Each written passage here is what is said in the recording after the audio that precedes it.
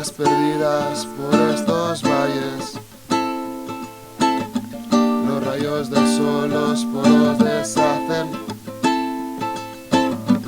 Estos para los soñadores, para los que no les da miedo soñar, para los que creen que se pueden cumplir. Vida, sueña que despiertas y no hay malestar, que te acuestas y no hay levantar. Hoy toca hablar, sacar a pasear esos pensamientos, teorías.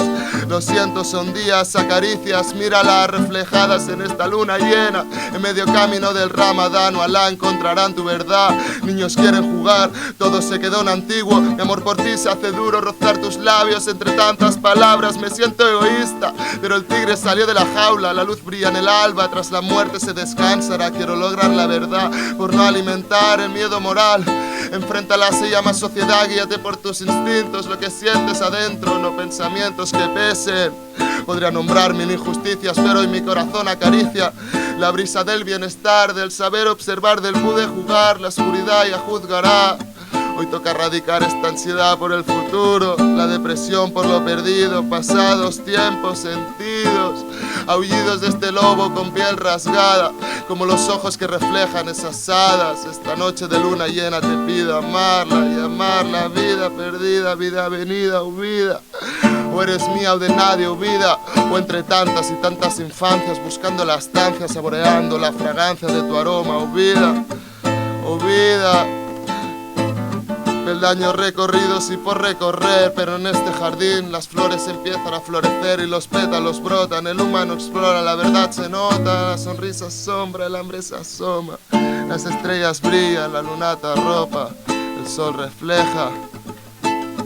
Poesía en pequeños pasos, cascadas de aguas que se cruzan. Miradas perdidas por estos valles, los rayos del sol los polos deshacen. Miradas perdidas por estos valles, los rayos del sol los polos deshacen. Muchas gracias. Merci, tío,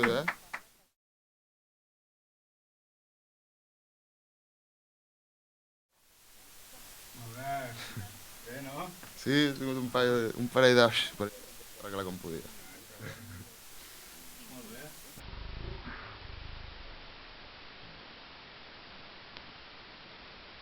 Perdó, podem fer-ho?